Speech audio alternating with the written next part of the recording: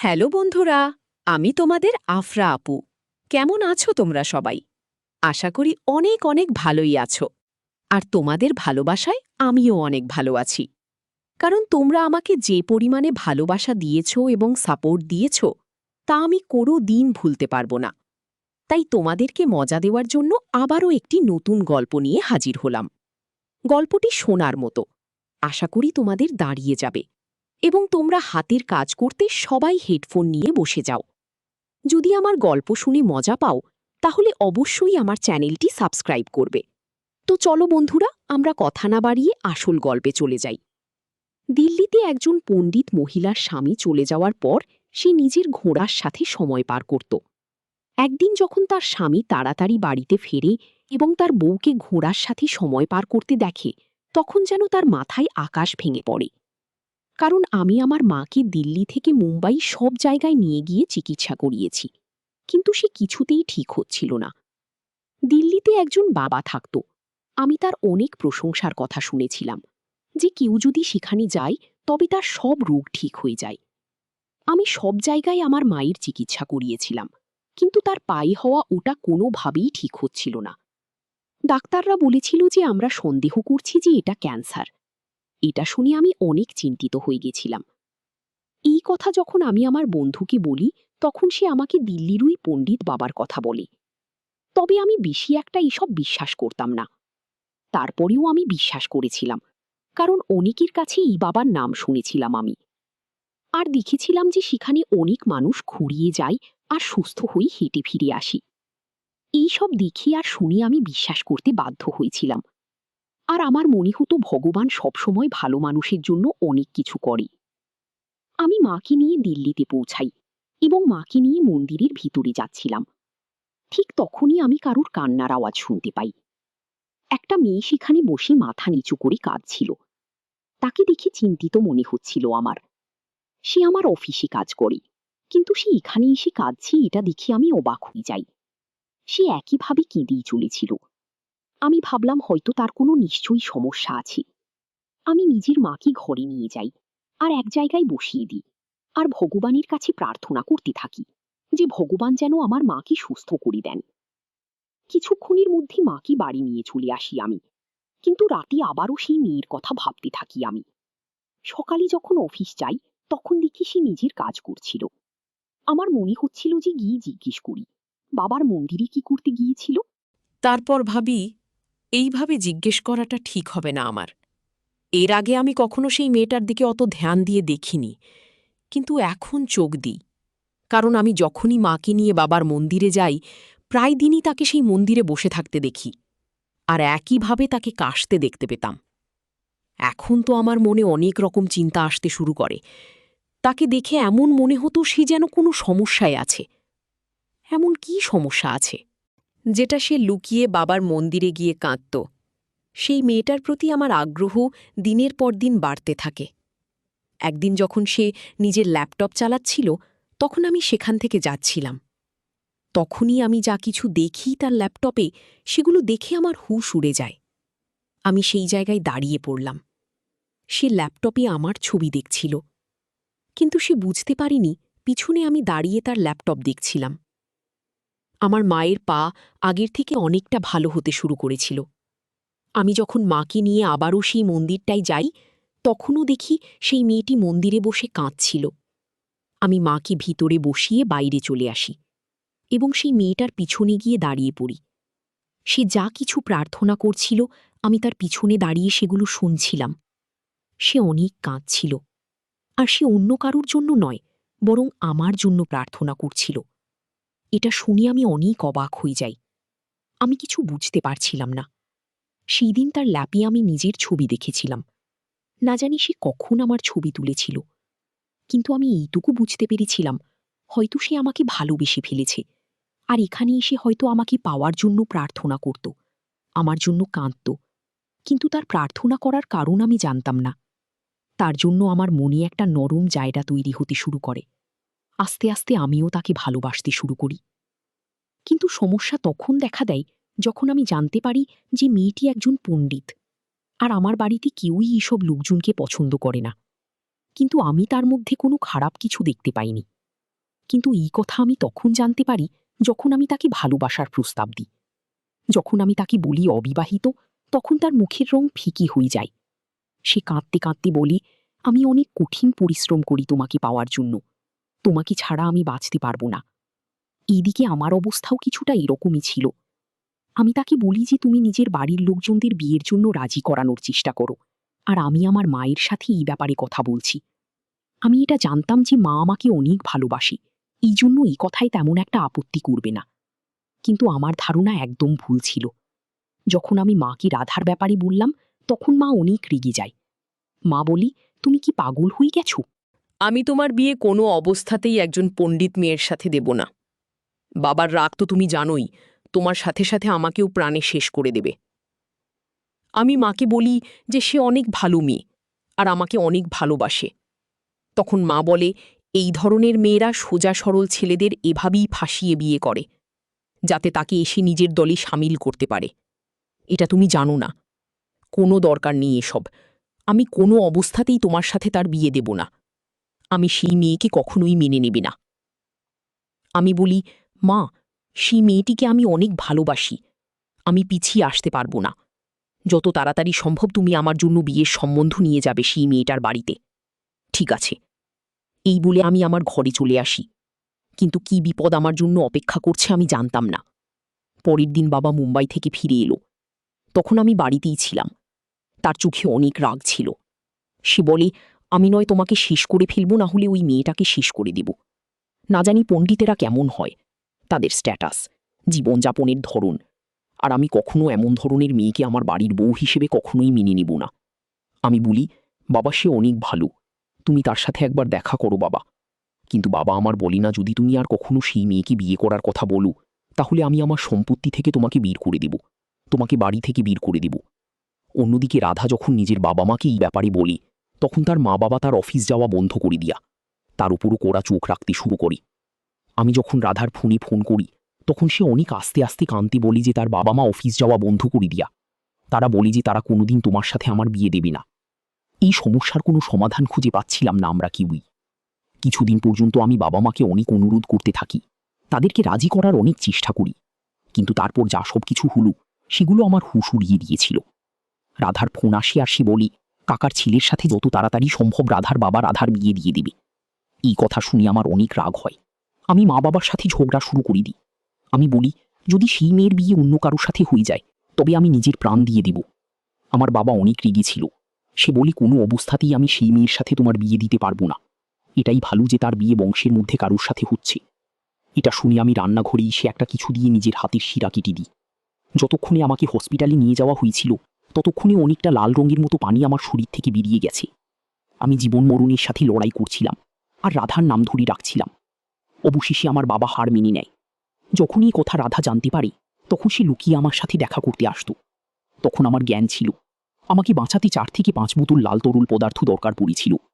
আমার মা বাবা পাশে বসে কাঁদছিল। যখন রাধা আমাদের সাথে দেখা করতে আসে, তখন আমি আমার বাবাকে জিজ্ঞেস করি, সে এখনই রাধার সাথে আমার বিয়ে দিবে, হ্যাঁ কি না? তার বাড়ির লোক বিয়ে অন্য কোথাও দিয়ে দিবে। সেই জন্য আমার আর রাধার বিয়ে হাসপাতালেই হয়ে যায়। বিয়ের পর সে বাবার বাড়িতে চলে গিয়েছিল। আমি কিছুদিন পর ঠিক হয়ে গেলাম আর নিজের বাবা মায়ের সাথে রাধার বাড়ি গেলাম। রাধার বাবাকে যখন আমাদের বিয়ের কথা জানায়, তখন সে বলি যে আমাদের উপর কেস করবে। কিন্তু রাধা মানা করে দেয় আর বলে, আদালতে গিয়ে আমরা বলবো যে আমরা একে অপরের সম্মতিতে বিয়ে করেছি। যখন আমরা নিজেদের সিদ্ধান্তে অটল রইলাম, তখন আমাদের বাবা মায়েদের বাধ্য হয়ে মেনে নিতে হয়েছিল। তখন রাধার বাবা বলি যে ঠিক আছে, তুমি রাধার বিয়ে নিয়ে যেতে পারো, আমাদের সাথে তার আর কোনো সম্পর্ক নেই। আমি 1 মাস পর রাধাকে বিয়ে করে নিয়ে আসি। যখন সে আমাদের বাড়িতে আসে, তখন নিজের পালিত ঘোড়াকে সাথে করে নিয়ে আসি। আমি সেই ঘোড়াকে বাড়ির পেছনে নিয়ে গিয়ে বেঁধে দিই। কিন্তু আমি জানতাম না যে কত বড় সমস্যার মধ্যে পড়তে চলেছি আমি। আমার বিয়ের 4 দিন পর মা বাবা মুম্বাই ফিরে যায়। যাওয়ার সময় বলি যায়, তোমার জন্য আমাদের বাড়ির দরজা সবসময় খোলা, কিন্তু তুমি যদি কখনো তোমার বউকে সাথে নিয়ে আসো, তবে আমরা কখনোই তাকে বাড়িতে ঢুকতে দিব না। তার সম্পর্ক শুধু তোমার সাথে, আমাদের নয়। আমি ভেবেছিলাম তারা এখন অনেক রেগে আছে, এই জন্য এমন কথা বলছি। কিছু সময় গেলেই ঠিক হয়ে যাবে। আমরা একে অপরকে পেয়ে অনেক খুশি ছিলাম। কিন্তু রাধার সম্পর্কে যে সত্যি আমি জানতে পেরেছিলাম, সেটা জেনে আমার হুঁশ উড়িয়ে যায়। একদিন রাত্রি 3টে বাজতে আমার ঘুম ভেঙে যায়। আমি ঠিক করে দেখি যে আমার ঘরে আমার বউ ছিল না। এই ব্যাপারটা আমার কাছে বেশি একটা অদ্ভুত মনে হয় না, কারণ আমি জানতাম সে ভগবানের কাছে প্রার্থনা করে। সেই জন্য সে তাড়াতাড়ি উঠি হয়তো পুজোর প্রস্তুতি নিচ্ছে। আমি ভাবলাম যখন সে আসবে তখন তাকে বলবো যে আমাকে এক গ্লাস পানি দিতে। আমার অবস্থা সেই সময় একটু খারাপ ছিল, আমার অনেক তেষ্টা পেয়েছিল, কিন্তু উঠতে ইচ্ছা করছিল না আমার। কিন্তু আমি আধা ঘন্টা অপেক্ষা করার পরও যখন আমার বউ ফিরল না, তখন জল খাবার জন্য আমাকে বাধ্য হয়ে উঠতেই হলো। বিছানা থেকে উঠে আমি নিজে স্লিপার পরে বাইরে চলে গেলাম। কিন্তু আমি তখন অবাক হয়ে যখন দেখি রান্নাঘরও ফাঁকা ছিল, আর হোম ঘরও ফাঁকা ছিল, আর দ্বিতীয় ঘরটাও ফাঁকা ছিল। এখন আমার সত্যি সত্যি চিন্তা হচ্ছিল। আমি সারা বাড়ি দেখছিলাম, কোথাও রাধা ছিল না। রাত 3টে বাজে এখন, রাধা কোথায় যাবে? আমি রাধা বলে ডাকতে থাকি, কিন্তু সে বাড়িতে থাকে তো সাড়া দিবে। আধা ঘন্টা হয়ে গেছিল, আমি কনকনি ঠান্ডায় হোল ঘরে বসে ভাবছিলাম রাধা কোথায় গেছে। আমি তো এতক্ষণ এটা ভাবছিলাম যে আমার বউ অনেক ভালো, আমার বিয়ের 6 মাস হয়ে গেছিল, কিন্তু আমি এমন একটা দিন দেখিনি যেদিন সে ভগবানের প্রার্থনা বন্ধ রেখেছে। সে সবসময় কপালে টিকা দিত। কিছুক্ষণ পর যখন সে দরজা খুলে ভিতরে আসে, তখন আমাকে সামনে দেখে সে একটু ঘাবড়ে যায়। আমি তাকে জিজ্ঞাসা করি যে কোথায় গেছিলি। কিন্তু সে আমার প্রশ্নের কোনো উত্তর না দিয়ে সোজা নিজের ঘরে চলে যায়। তার ওপর আমার রাগ হয়। তার পিছনে আমিও ঘরে চলে গেলাম। দেখলাম সে ঘরে বসে আছে, হয়তো ঘুমাতে যাচ্ছিল। আমি তাকে বলি যে তোমাকে কিছু বলছিলাম আমি, তুমি কোথায় গেছিলে? তখন সে বলে আমি হল ঘরে বসে পুজো করছিলাম। তখন বাড়ির মালিকের ছোট মেয়ে আমাদের বাড়িতে আসে। যে বাড়িতে আমরা থাকতাম সেই বাড়ির মালিক ওপরের ঘরে থাকতেন, যার একটা মাত্র 14 বছরের মেয়ে ছিল। তার সাথে রাধার অনেক ভালো বন্ধুত্ব ছিল। কিন্তু রাত 3টে বাজলে সে কেন এসেছিল? এই কথা আমি জিজ্ঞেস করতে যাবি, তখন সে আমাকে বলল তার মায়ের শরীর খারাপ হয়েছে, সেজন্য আমি তার মাকে দেখতে চলে যাই। কিন্তু আমি জানতাম না যে তুমি আমার উপর সন্দেহ করবে। নিজের উপর আমার আফসোস হলো। আমি বললাম, এরকম কথা নয়, আমি তোমাকে কোথাও খুঁজে পাচ্ছিলাম না, তাই তোমার জন্য আমার চিন্তা হচ্ছিল। সেই কথাটা সেখানেই শেষ হয়ে যায়। কিন্তু কিছুদিন পর যখন আমি অফিস থেকে বাড়িতে ফিরে আসি, তখন আমার বাড়ির মালিক সেখানে উপস্থিত ছিল। হঠাৎই তার স্ত্রীর কথা আমার মনে পড়ে গেল। আমি ভাবলাম তার স্ত্রী কেমন আছে, একবার জিজ্ঞেস করিনি। আমি জিজ্ঞেস করি যে এখন আপনার স্ত্রীর শরীর কেমন আছে, তিনি ঠিক আছেন তো? কিছুদিন আগে ওনার শরীর খারাপ হয়েছিল না? মাঝরাত্রে আপনার মেয়ে রাধাকে ডাকতে এসেছিল, এখন কেমন আছেন? সে আমার কথা শুনে অনেক অবাক হয়ে যায়, আমার দিকে তাকিয়েই থাকে। বলে, আমার স্ত্রীর কি হয়েছে? আমার স্ত্রী একদম ঠিক আছে, তার কিছু হয়নি তো, আর না সে অসুস্থ। তোমার বউ সেই দিন রাত্রে আমাদের ঘরে গেছিল। এটা শুনে তো আমি হয়রান হয়ে যাই যে রাধা আমাকে মিথ্যে কথা বলেছিল। সে মিথ্যে কথা কেন বলেছিল? আমি এই বলে এড়িয়ে দিয়ে যে হয়তো অন্য কারোর বউয়ের অসুস্থতার কথা বলেছিল। আমি ভেবেছিলাম হয়তো তোমার বউ অসুস্থ। আমি সেই পরিস্থিতিটা সামলে নিই। যখন ঘরে আসি তখন রাধা খাবার বানাচ্ছিল। আজ আমি ঠিক করে খাবার খেতে পারিনি। আমি অল্প কিছু খেয়ে শোয়ার জন্য নিজের ঘরে চলে যাই। রাত 3টের সময় যখনই রাধা উঠে ঘরের বাইরে যায়, তখন আমিও তার পিছনে যেতে থাকি। সারা রাত আমার ঘুম আসেনি, কারণ রাধা আমাকে মিথ্যা কথা বলেছিল। সেজন্য আমি জানতে চাইছিলাম যে রাধা রাতে কোথায় গিয়েছিল, পুজো করার নাম করে সে কোথায় যেত। কিছুক্ষণ পর যখন আমি হোল ঘরে এলাম, তখন আমার মনে হলো যেন সবেমাত্র হোল ঘরের দরজা কেউ বন্ধ করল। আমি তার কিছুক্ষণ পর হোল ঘরের দরজা আস্তে খুলে বাইরে যাই। আমি দেখি যে রাধা বাড়ির পিছনের দিকে যাচ্ছে, যেখানে সেই ঘোড়াটা বাঁধা ছিল। আমিও তার পিছনে যেতে থাকি। তারপর যা কিছু আমি দেখলাম, সেটা দেখে আমি আশ্চর্য হয়ে গেলাম। আমি বুঝতে পারছিলাম না যা নিজের চোখে দেখছি এগুলো কি সব সত্যি। আমার নিজের মায়ের কথা মনে পড়ে গেল।